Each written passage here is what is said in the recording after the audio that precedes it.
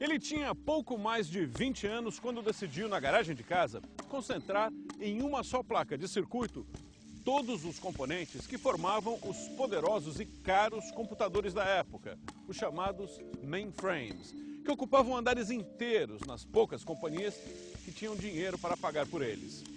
Junto com um amigo, ele fundou uma empresa que revolucionou a forma como conhecemos e usamos os computadores e continua revolucionando. O nome desse amigo? Steve Jobs. A empresa? A Apple. Ele é Steve Wozniak, o Woz. O Espaço Aberto Ciência e Tecnologia de hoje traz uma entrevista com um dos geeks mais famosos e queridos do planeta que esteve em São Paulo para participar da Campus Party. O nosso programa está começando. I'm Steve Wozniak. I co-founded Apple Computer. If I can apply the same genius to Dancing with the Stars, I think I can do well in this competition. Ele cresceu estimulado pelo pai engenheiro projetista de foguetes. Aos 11 anos, era um dos mais jovens radioamadores do mundo. E 2 anos depois mostrou em uma feira de ciências uma máquina capaz de somar e subtrair. Foi com este espírito aguçado que no início da década de 70, o jovem Steve Wozniak se uniu ao colega de faculdade Steve Jobs. A parceria dos Steves gerou frutos que revolucionaram a história. Em 76, eles apresentavam ao mundo o primeiro computador pessoal. O Apple I era pouco mais que uma placa com os circuitos integrados, mas podia ser ligado a um teclado e a um monitor de TV, um avanço que mudaria o universo da tecnologia em uma época dominada por grandes computadores. Pois o prodígio Woz esteve no Brasil para participar da Campus Party e conversou com o Espaço Aberto Ciência e Tecnologia. Woz, no Brasil, Bruno. Woz, first of all, what has driven you when you invented the desktop computer? I was driven by early goals in my life, a lot of which things happened by accident, that drove me to love in my heart was I was going to own a computer of my own someday. I would give up a house. I would not even own a house if I could have that computer. And so it just took a while as the prices of parts came down and down and down. Eventually, I spotted the formula to have my own computer that was useful and could do the work I wanted to do and could play games. So it was something that you worked to make your personal life easier, more comfortable, and there was nothing related to a business project. It wasn't so much like it had a positive outcome. It wasn't something you could say, here is why I did it. I just wanted to my whole life. Now, once I had the computer, I knew how to use it to do my work at Hewlett-Packard, where I was an engineer. And I also like to type in games, solve puzzles, do the sorts of things programmers can do. Finally, if you're a programmer, if you know how to program, and you have a machine that you can write programs in, for the rest of your life, the number of programs you can write is infinite. And Woz, do you believe from your experience that it's still possible for young people to invent revolutionary hardwares nowadays, such difficult times? Or it's really impossible, which means that revolutionary hardwares, they need huge amounts of investments nowadays? Most hardware has undergone incredible changes in our lifetime due to the cost of making little chips coming down and down and down, and everything that used to cost $1 million is on one chip that costs 25 cents. So it's more difficult to implement new things that have a big impact in life that are hardware in that electronic arena, in the computer arena. But software is still open. I mean, we just read 10 billion apps have been downloaded for the iPhone. A number of people can get out there and write apps for phones and programs for computers and automate their company's processes and all this and run network apparatus things and set up web pages for others. It's just unbelievably expanded. So you really believe it's a matter of using your head? People have a certain amount of creative desire to create things built into them. And a certain number of us want to create new things. We just want to play and find out new ways to make things better. And that number of people doesn't go down.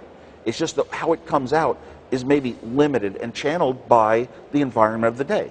In today's environment, a lot of the creativity comes out in places like Facebook. I'm going to set up my appearance, how I look to the rest of the world, which videos I chose to show, and which songs I say that I'm interested in. So the people that put a lot of time that it means a lot to them are very, very creative in that sense.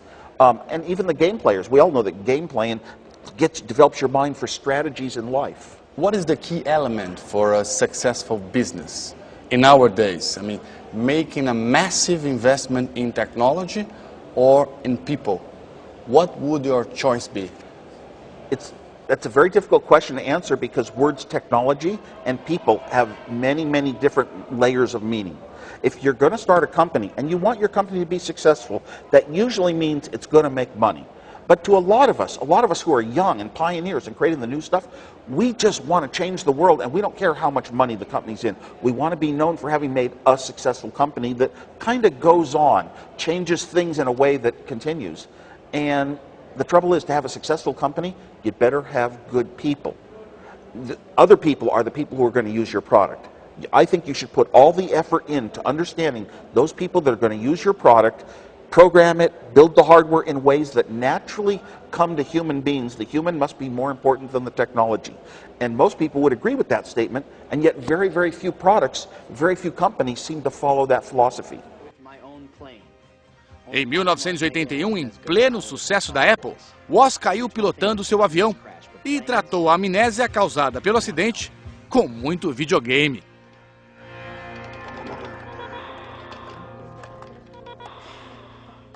Hey, Steve, are you just getting here? In 81, almost 30 years ago, you had a plane accident, you lost your memory, and after that shock, you decided to go back to university and leave Apple. Was that the most difficult period of your life, and in what way it has changed you, the way you are? It was not a difficult period of my life, and first of all, I have set myself up with philosophy since I was 20 years old, inborn ways that I do things in life, that I'm not going to have grief and bad periods in life. Nothing could ever give me a bad period in life that would give normal people a bad period, or it would take an awful lot. I had already thought, gosh, Apple is now large, it's got lots of different engineers and different capacities, and even if I weren't here, Apple can go on successfully. I had done my part, so when I came out of amnesia after 5 weeks, I just picked up the phone, called Steve Jobs, and I said, I'm going to go back and get my degree because this is my last chance. And it really was. 10 years later, it's the last chance to finish college. Daqui a pouco, os erros, os desafios atuais e os sonhos para o futuro.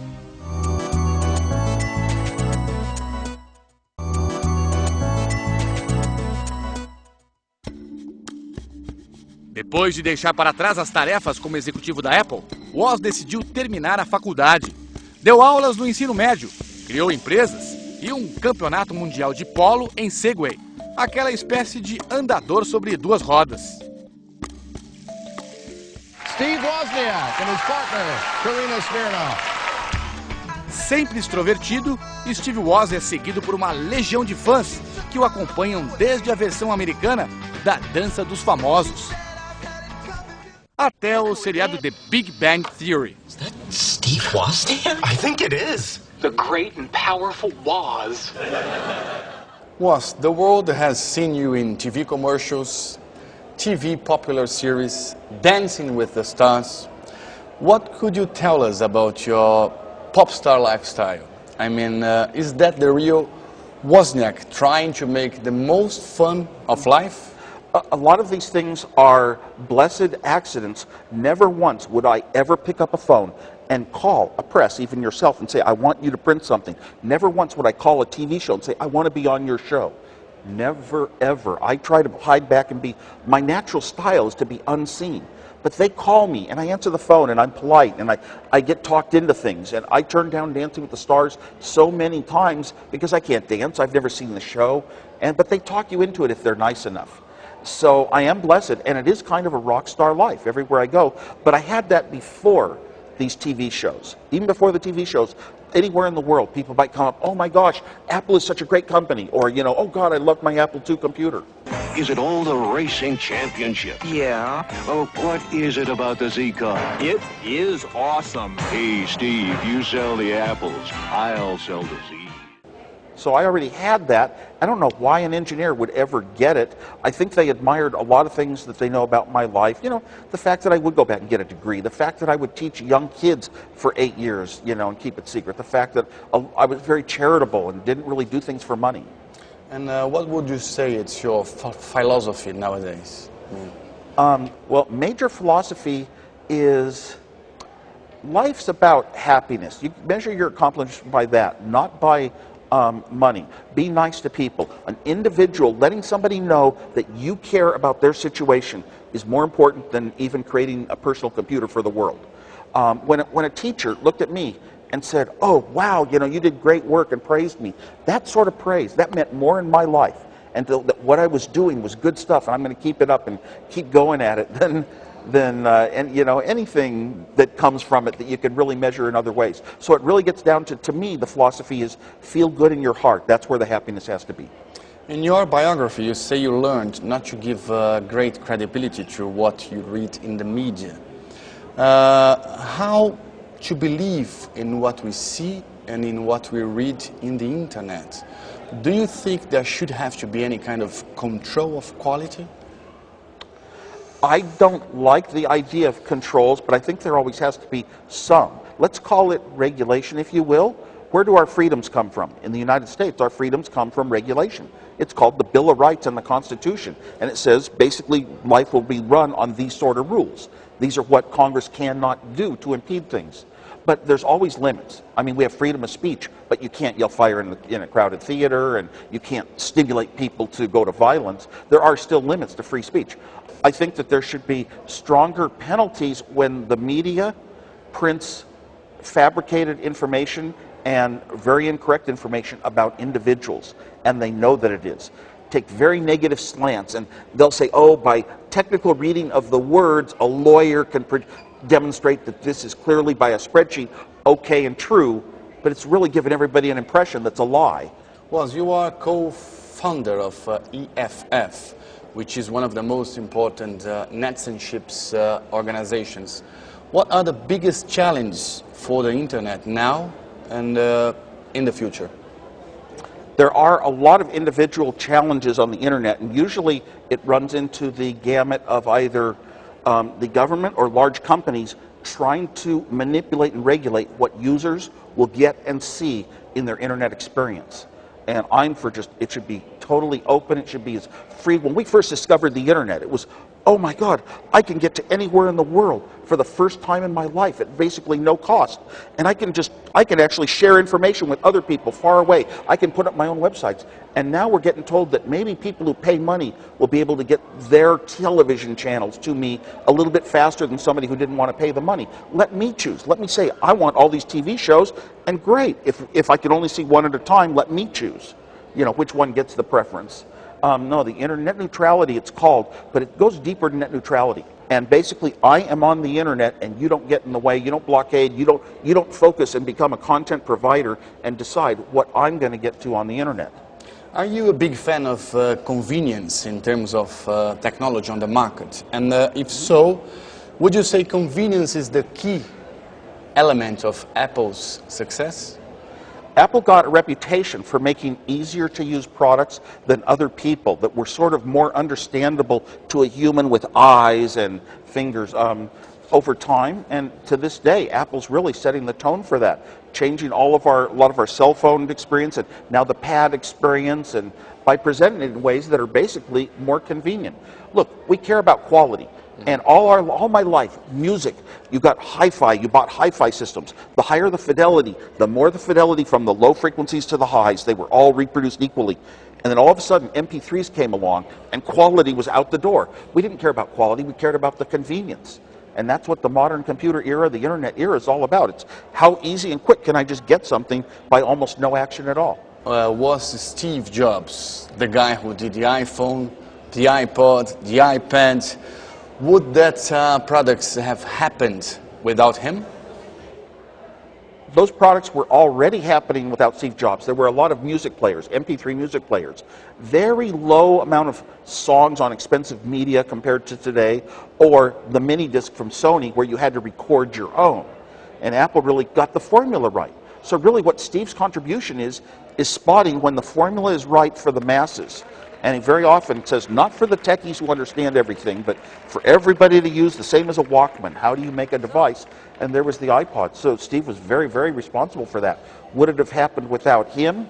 Well, Apple has kind of a good culture, but I think back in those days, Steve was certainly the most important person to guarantee.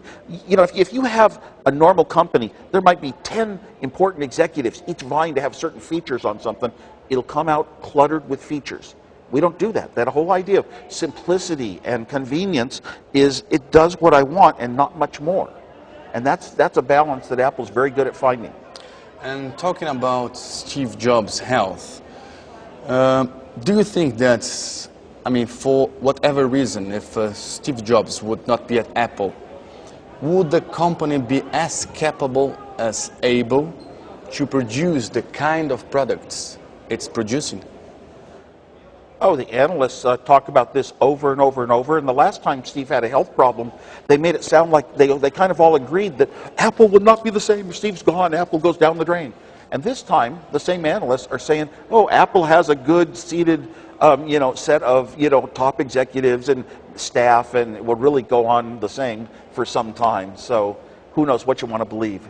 So what is the most important technology product you use in your daily life, and why?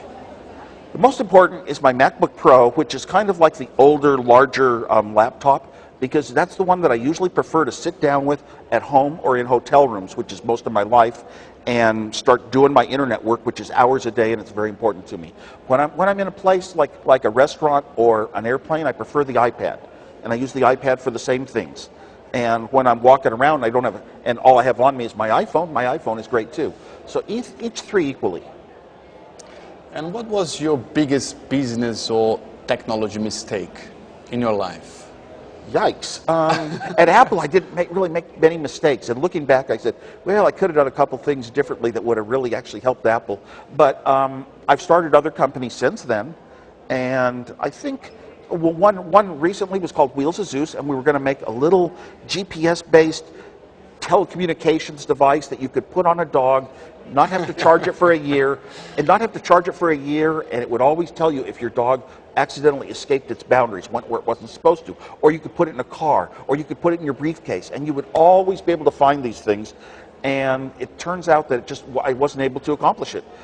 Technically, it couldn't make it small enough, cheap enough, long enough running on the battery. So it's something that you... So it's technically, it was unable to achieve the first goal. We took it into different other markets, but... And is there anything that you still dream about inventing, or that you wish you had done it? Yes. For sometimes your longtime dreams, eventually in life, you become very associated with it. And one of those is photonics, where the photonics are doing all the logic in a computer.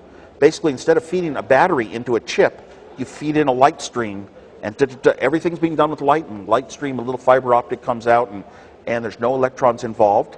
And that's, there have been a lot of experiments close to it, but it's not a viable technology yet. I'm also thinking that might apply to a new form of memory. The memory that we make the most of these days is not what you call memory in your computer, not RAM in your computer. It's the NAND flash chips, the type that you put into cameras. They're now popping up in what's called solid-state disks that make your computer a little faster. I'm working for a company, Fusion.io, that has the best formula of all. Put a bunch of them on a board, plug it right into the servers, hundreds of thousands of servers for all the big companies in the world, plug them right into the server and get rid of hundreds of thousands of dollars worth of equipment sitting there in racks, because it's so fast, it's not needed. And I'm thinking, one thing is, this is at speed. RAM is fast. This NAND flash, the storage that we're replacing hard disk with, is slower. Hard disks are much slower yet to get access to. Well, I'm thinking, where can you get a type of storage that lasts forever with no power at all, just like your camera cards, but it's as fast as the RAM in our computers? And there are new technologies trying to get there, and they each have problems. And sometimes the problems are because they're trying to push electrons through crystal structures, or they're trying to push oxygen atoms through. Those things are big and heavy. What if you were pushing photons? What if you could store photons? So I'm hoping that some technology gets found by someone someday that photons are being stored in the chip, and you'll now have a chip that's so much smaller, so much faster, and zero power. You think it's going to happen? I think it's going to happen. I mean, I'm sure looking for any clues I can ever find to be a part of it. And how do you feel being an idol for, I mean, thousands and thousands, millions of geeks all over the world? I mean, you are here in Brazil. It's your second time here, and from what I feel, I mean, people love you. I mean, how do you feel about it? I mean, I don't know. You know what? You are who you are. You can't really change who you are. You can't change your personality very much, and people just like the things that I've stood up for and spoken out for. And I've remained very much a person, a populist person. I'm for the consumer and not the big, wealthy, powerful companies and governments and manipulators. Yeah, I'm always for people's freedom and how people feel about each other. Yeah, and I think it comes across.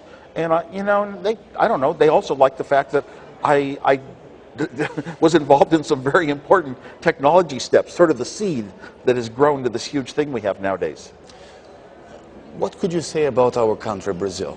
Brazil is now very famous all over the world. I mean, the economy is doing very, very well, but we still have to invest a lot in education.